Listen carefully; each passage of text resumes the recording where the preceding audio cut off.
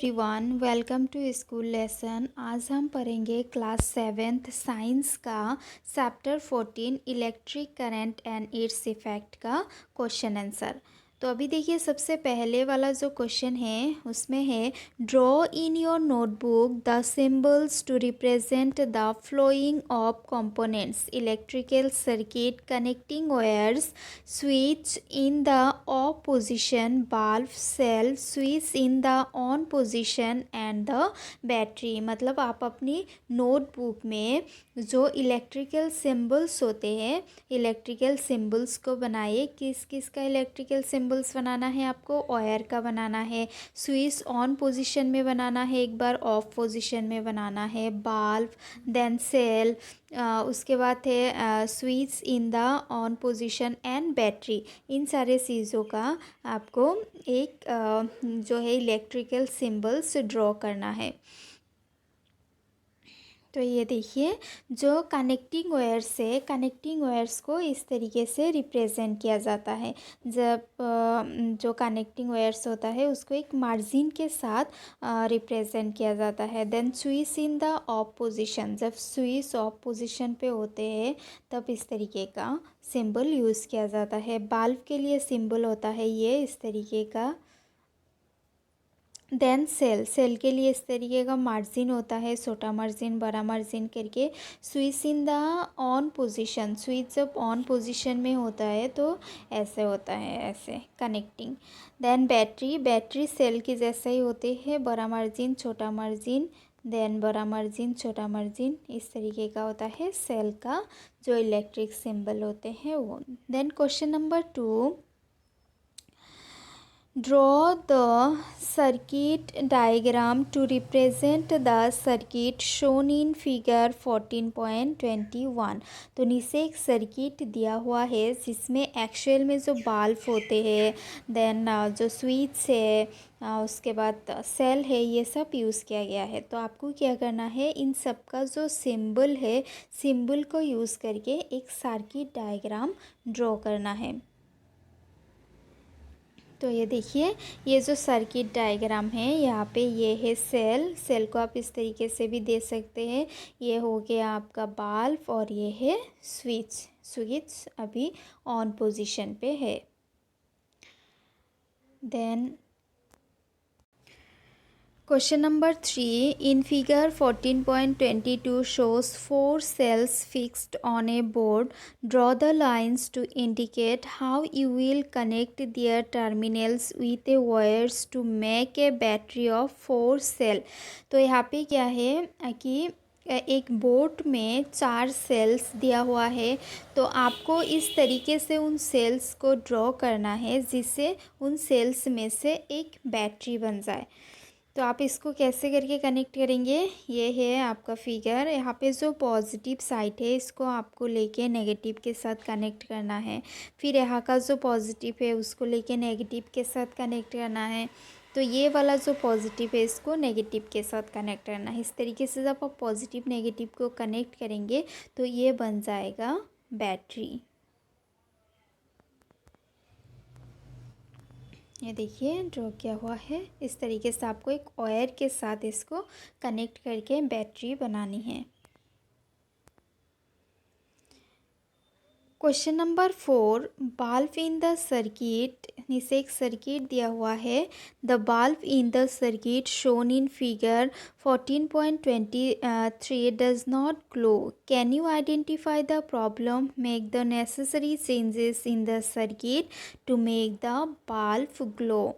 तो नीचे एक सर्किट दिया हुआ है जिसमें जो बल्ब है वो ग्लो नहीं कर रहा है, तो आपको उस सर्किट में कुछ चेंजेस लाना है ताकि जो बल्ब है वो ग्लो करने लग जाए।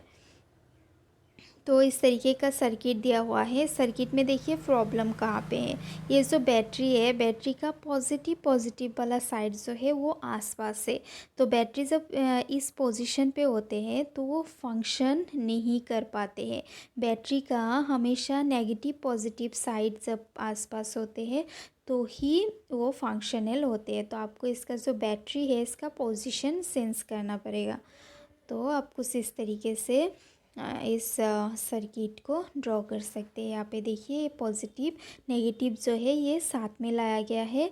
अभी यहाँ पे जो बल्ब है वो ग्लो करने लग जाएगा। Question number 5, name any two effects of electric current. जो इलेक्ट्रिक करंट होता है उसका 2 इफ़ेक्ट्स के नाम लिखना है। इलेक्ट्रिक करंट का काफ़ी सारे इफ़ेक्ट होते हैं, उसमें से एक इफ़ेक्ट है हीटिंग इफ़ेक्ट, एक है मैग्नेटिक इफ़ेक्ट, एक है आपकी केमिकल इफ़ेक्ट। इसमें से कोई भी 2 आप लिख सकते हैं।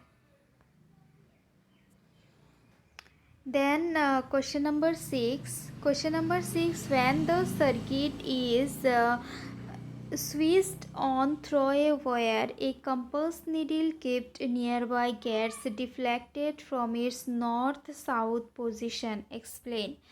तो अगर एक आपने एक कंपास रखा है और उसके आसपास में आपने ऑयर रखा है, अगर आप इस ऑयर में करंट पास करेंगे तो जो कंपास है वो नॉर्थ साउथ पोजीशन में डिफ्लेक्ट करने लगेंगे। तो ऐसा क्यों होता है? Answer is when the current is switched on through a wire, magnetism is occur around it, so we see compass needle kept nearby gets deflected from its north south position। मतलब क्या है कि अगर आप क्या करेंगे कि उस वायर के बीच में से करंट को पास करेंगे तो क्या होगा, उसमें ना मैग्नेटिज्म जो है वो क्रिएट होने लगेगा। मैग्नेटिज्म मतलब होता है कि मैग्नेटिक प्रॉपर्टी, ठीक है। तो उस वायर में एक मैग्नेटिक प्रॉपर्टी आ जाएगा जिसकी वजह से जो कंपास का नीडल है वो नॉर्थ साउथ पोजीशन में डिफ्लेक्ट करने लगेगा। Then question number 7, will the compass needle shown deflection when the switched in the circuit shown by figure 14.24 is closed। अगर जो सर्किट है, अगर सर्किट क्लोज्ड होगा, क्लोज्ड मतलब ऑफ होगा, तब क्या जो कंपास नीडल है वो डिफ्लेक्ट करेगा या नहीं। तो ये देखिए ये जो फिगर दिया हुआ है इसमें स्विच जो है वो ऑफ है, ये कनेक्टेड नहीं है। अगर कनेक्टेड नहीं होगा तो answer is no. When the circuit is closed magnetic field is not created. जब सर्किट क्लोज्ड होता है तो मैग्नेटिक फील्ड जो है, मैग्नेटिज्म जो है, मैग्नेटिक प्रॉपर्टी जो है वो क्रिएट नहीं होते हैं, इसलिए जो कंपास का नीडल है वो यहाँ पे डिफ्लेक्ट नहीं करेगा। Question number 8, fill in the blanks. Blanks fill करना है। Number 1, longer line in the symbol of a cell represent its terminal. तो सेल में जो लॉन्गर लाइन होते हैं ये टर्मिनल का कौन सा साइन को, कौन सा सिंबल को रिप्रेजेंट करते हैं। जो सेल होते हैं सेल को हम लोग एक longer line, shorter line, longer line इस तरीके से रिप्रेजेंट करते हैं, राइट। तो इसमें से जो लॉन्गर लाइन है वो पॉजिटिविटी को, पॉजिटिव टर्मिनल को रिप्रेजेंट करते हैं, और जो शॉर्टर लाइन होते हैं वो नेगेटिव जो साइन होते हैं उसे रिप्रेजेंट करते हैं। तो इसका आंसर होगा longer line in the symbol for a cell represents its positive terminal. तो ये पॉजिटिव टर्मिनल को रिप्रेजेंट करते हैं। Then B, the combination of 2 or more cell is called। जब 2 या 2 से ज़्यादा सेल एक साथ कंबाइन होते हैं तो उसे क्या कहा जाता है।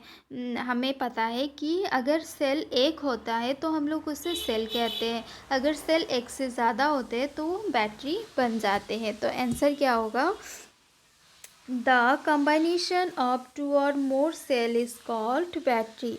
जब 2 या फिर 2 से ज़्यादा सेल कंबाइन होता है तब उसे बैटरी कहा जाता है। Then number C, When current is switched on in a room heater it जब करंट स्विच्ड ऑन होता है करंट का जब एक हीटर का जब स्विच ऑन होता है तो वो क्या प्रोड्यूस करते हैं. The answer is it produce heat. Obviously heater है तो हीट ही प्रोड्यूस करेगा. Then number D. The safety devices based on the heating effect of electric current is called जो इलेक्ट्रिक करंट में एक डिवाइस यूज़ किया जाता है जिसके हेल्प से अगर ओवर हीट आते हैं तो आग नहीं लगते तो उस डिवाइस को क्या कहा जाता है. Answer is fuse. Question number 9. Mark T if the statement is true and F if it is false. तो आपको क्या करना है, नीचे कुछ स्टेटमेंट दिया हुआ है. अगर स्टेटमेंट सही है तो आपको T मार्क करना है, अगर गलत है तो आपको F मार्क करना है. Number 1. To make a battery of 2 cell the magnetic terminal of the cell is connected to the negative. ये तो ऑब्वियसली गलत ही होगा क्योंकि एक बैटरी तभी फंक्शनल होते हैं, तभी उसमें जो है वो इलेक्ट्रिक करंट प्रोड्यूस कर सकते हैं अगर आप पॉजिटिव और नेगेटिव को कनेक्ट करते हो तब. अगर आप नेगेटिव को कनेक्ट करोगे तो वो फंक्शनल नहीं होगा. तो आंसर ये इसका आंसर होगा false. Then B.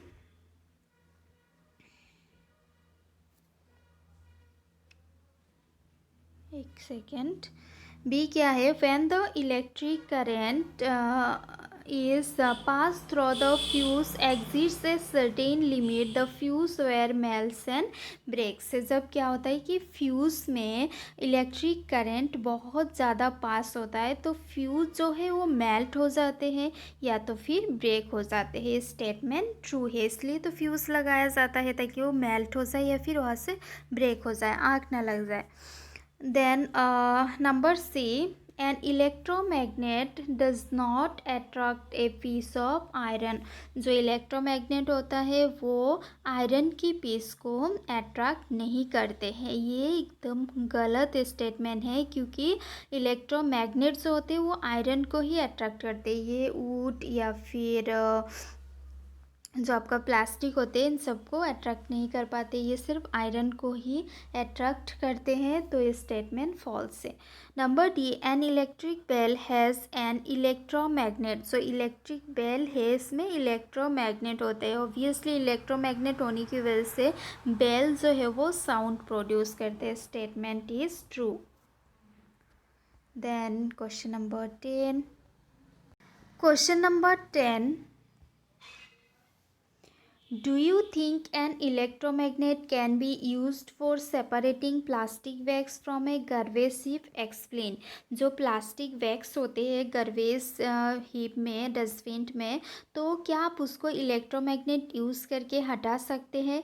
Answer is plastic bag does not have magnetism to get attach to an electromagnet. जो प्लास्टिक बैग होते हैं उसमें मैग्नेटिज्म नहीं होता है, उसमें मैग्नेटिक प्रॉपर्टी नहीं होता है जिसकी वजह से ये जो है जो इलेक्ट्रोमैग्नेट होता है उसमें अटैच नहीं हो पाता है. सो ये पॉसिबल नहीं है. Next question.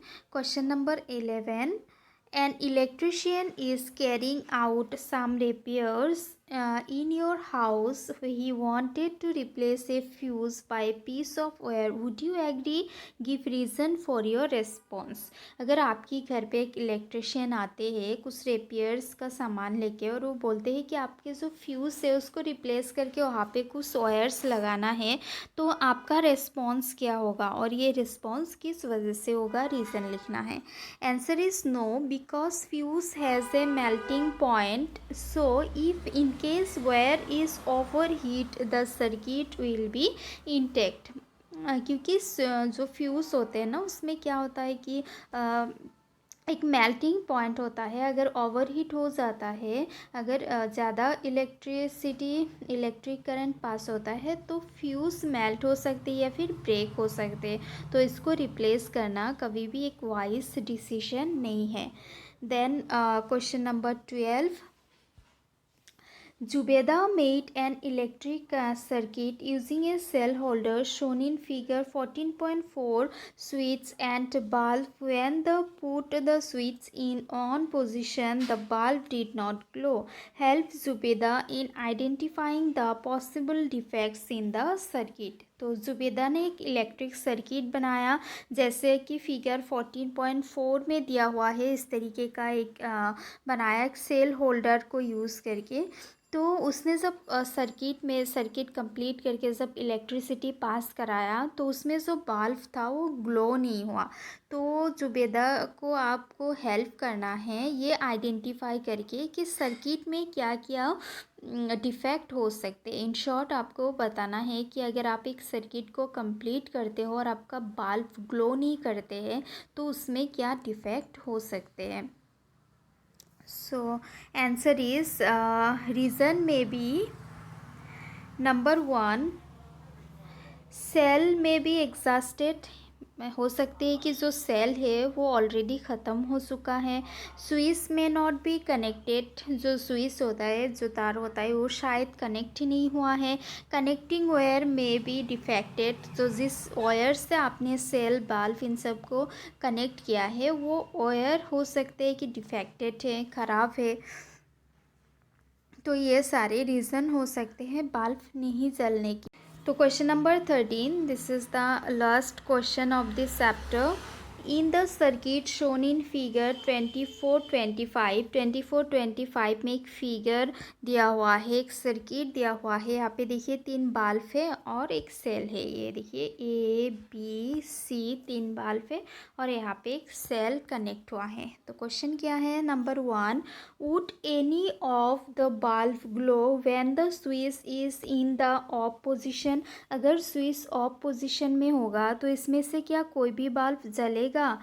Number 2, what will be the order in which bulb A, B and C will glow when the switch is moved in on position। अगर आप स्विच को ऑन करते हैं तो ये जो 3 बल्ब है इसमें से कौन सा बल्ब सबसे पहले जलेगा। तो नंबर 1 का जो आंसर है, जब बल्ब अगर स्विच ऑफ है तो क्या बल्ब जलेगा। No, the bulb will not glow when the switch is in off position. तो बल्ब जल ही नहीं सकता करंट अगर पास नहीं होगा तो। And number 2, if the switch is on all the bulb will glow. तो सारा बल्ब एक के बाद पहले ए जलेगा, फिर बी, फिर सी, तो साइमल्टेनियसली एक के बाद एक बल्ब जलने लग जाएगा। तो यहाँ पे हमारा चैप्टर कंप्लीट हो गया है। अगर आपको वीडियो अच्छा लगा तो लाइक करिएगा, अपने फ्रेंड्स के साथ वीडियो को शेयर करिएगा और चैनल को सब्सक्राइब करिएगा। Thank you.